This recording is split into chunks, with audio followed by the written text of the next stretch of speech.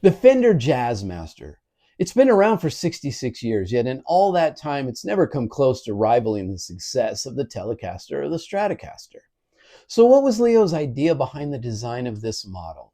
Well, let's take a trip back in time. We'll look at some of the unique features of this guitar, its originally intended audience, and ultimately the unintended audience that adopted this guitar. All right, so let's step back in time to 1957. Leo Fender was enjoying a tremendous amount of success that had come his way via the Telecaster and Stratocaster throughout Western swing, country, blues, and the newly emerging rock and roll market.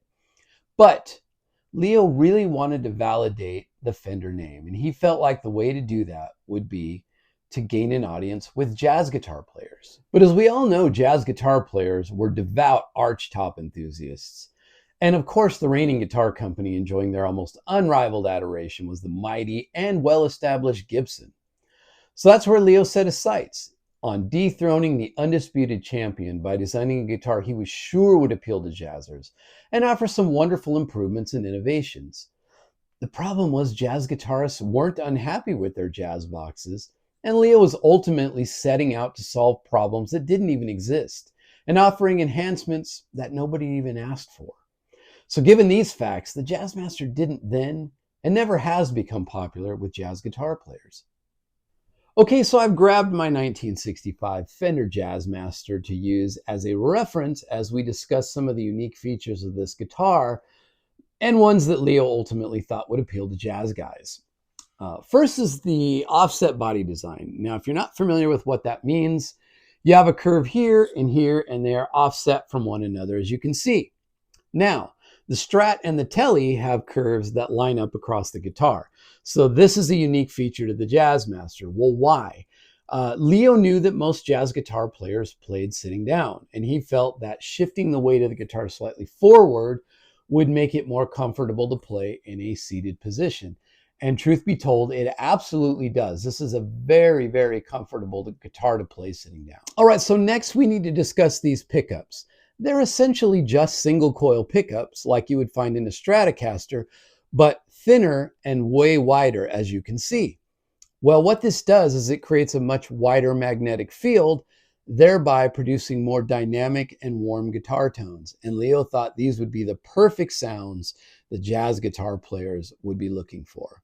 Now, he also developed this rhythm circuit up here, where when we take this switch and switch it up, we now are using only the neck pickup, and we're using these rollers, volume and tone, to adjust the sound. Now, unlike the lower circuit, which uses a 1 meg tone pot, the upper circuit uses a 50K tone pot. What that does is create a very dark and bassy tone, which Leo reckoned would be a great sound for jazz rhythm guitar. So let's take a listen and see if we can get some decent jazz tones out of this guitar.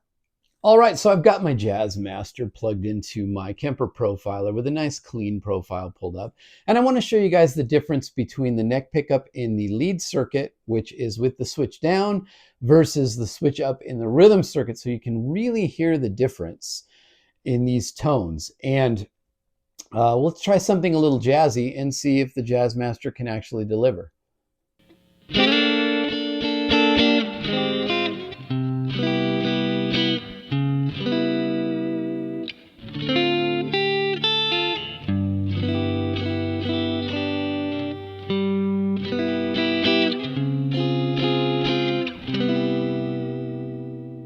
All right, now in the rhythm circuit.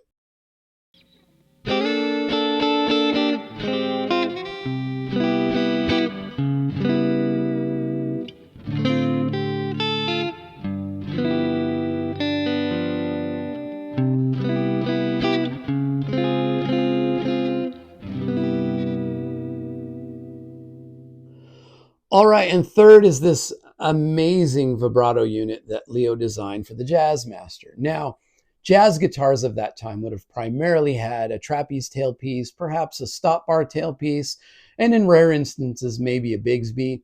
But Leo designed this unit, and he thought the jazz guitarists would use it to add a bit of vibrato to their chord playing. And while this is an amazing unit, jazz guitarists really weren't looking for that. But ultimately, the guitarists that adopted this guitar would use this vibrato unit to great effect. All right, so that's a little bit of the history, part one of the Jazzmaster, how it came to be, the intended audience, some of the innovations of the guitar, and we also got to hear a little bit of how the guitar sounds. In the second video, which I'll be releasing next week, I want to dive into the players that actually embraced this guitar and where the guitar went from being what Leo envisioned to be a jazz guitar masterpiece, ultimately to finding a home in some really unique places. And let's discuss some of the bands and some of the players who've used this guitar to great effect and done some amazing things with the Jazzmaster. So make sure you subscribe to my channel, click that bell icon to be notified when I drop videos, and meet me back here next week and let's discuss part two of the Fender Jazzmaster.